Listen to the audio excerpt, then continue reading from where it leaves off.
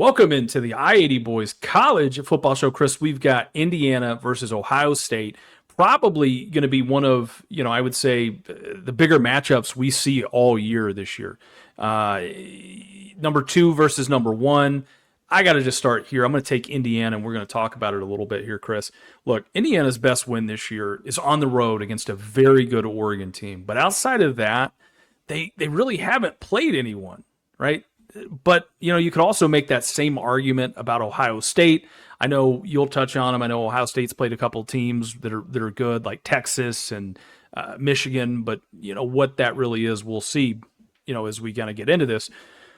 Look, still, they've torched just about everybody they played and done exactly what's needed coming out, into this game, right? They're undefeated. Kurt Signetti, I'm going to say this, he deserves every bit of praise he gets because going to Indiana and flipping the switch in the way they have in the last 2 years, I mean, you just don't see that very often in college football.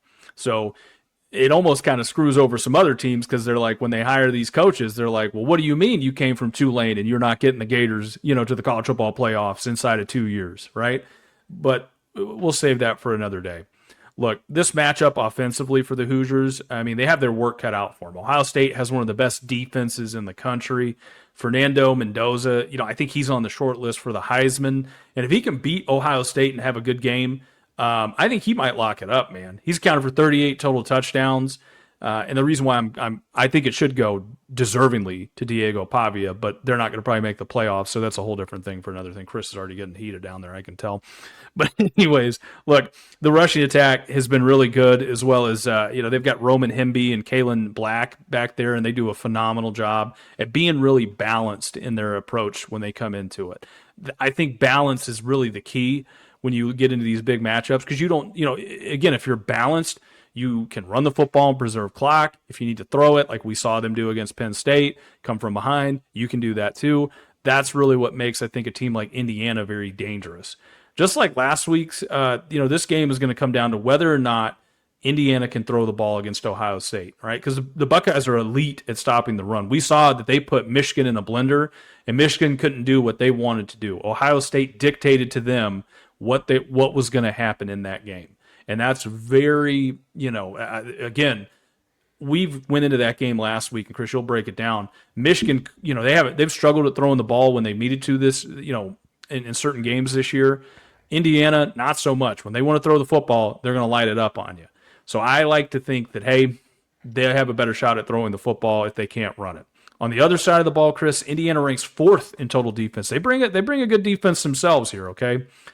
To me, this game comes down to whether or not they can stop Ohio State's ability to throw the ball. Can you limit Jeremiah Smith and Carnell Tate?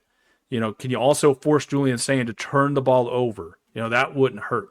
When I watched, and this is easier said than done, when I watched that Michigan-Ohio State game last week, Chris, I mean, there was guys wide open, throwing the hands up, let's go, walking into the end zone for 6. You can't have that in this game, or you at least have to limit it. Otherwise, we're going to see a repeat of last year where Ohio State just starts cruise walking through the playoffs.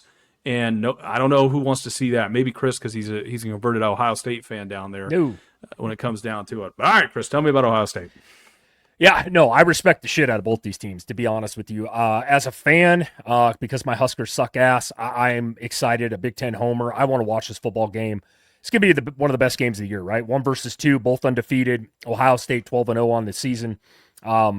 Outside of the Texas Week 1 game, by the way, nobody's played even close to Ohio State all year. They've beaten everybody by 17 points or more. You touched on him. Julian Sayin, man, I'm probably more impressed with him than any quarterback in the country this year as a freshman. The kid's got over 3,000 yards, man, an 80% completion percentage, 30 touchdowns, 5 interceptions. He leads the country in completion percentage, which I think is just ridiculous, completing 8 out of every 10 passes. There's not much more I can add to this guy. I think he's a Heisman finalist. I think he should be. By the way, I know you're not going to like this, but I think Jeremiah Love should win the Heisman. I think he's the best player in college football, the running back in Notre Dame. Regardless, though, these two quarterbacks are damn good. Don't get me wrong. Speaking of running backs, Bo Jackson. I have some friends at Ohio State, man. They told me to watch out for this kid this year. This dude is really, really good. He's come on strong, averaging over 6 yards a carry. Actually sits 4th in the Big Ten in rushing yards. C.J. Donaldson, the West Virginia transfer, he's a bruiser. He's got 10 touchdowns on the year. They use him inside the goal line. He's been great this year. You touched on it. Unless you've been in a coma, man, I don't need to talk about these two receivers. Jeremiah Smith might be the best player in the country the last 2 years. I keep saying this stat. I just think this is crazy. He started 25 games in his career. He's got 27 touchdowns. That is insane for a wide receiver. Carnell Tate, if there was no Jeremiah Smith, we would talk about Carnell Tate the same way. This guy is really, really good on the outside. He's going to be a problem. Both these guys are for Indiana. The tight end, Max Clare, he's going to be in the NFL. Solid pass catcher there as well. There's not much more I can add to this offense. I'll break down some stats here just real quickly in some rankings. But Ohio State averages 37 points per game. They're 24th in total offense, 26th in passing offense. They sit inside the top 50 in rushing offense. And they are really, really good at protecting the quarterback.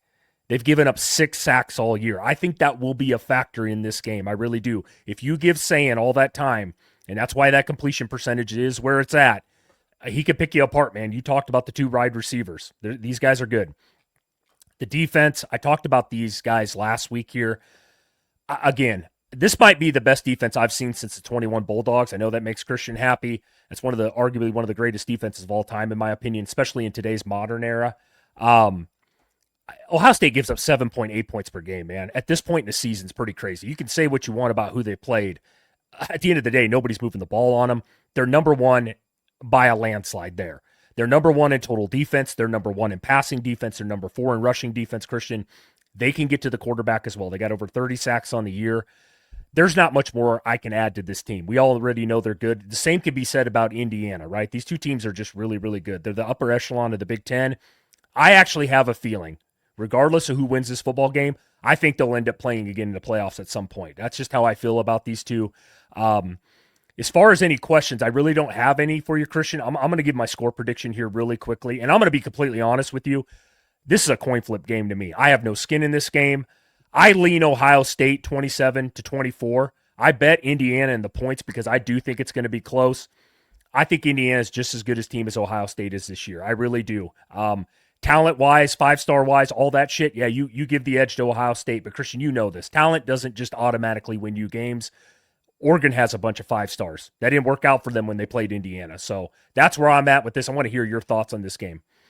Yeah, Chris. I mean, you said it exactly right. I think this is going to be a closer game than I think this might be the game of the weekend to end up watching here, right? Because I think it's going to be close. I think it's going to come down at the final possession.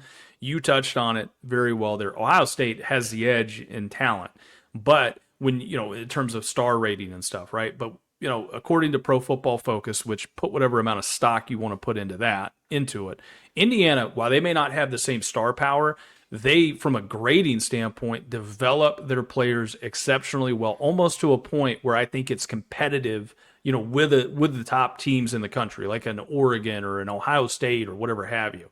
They play really solid on defense.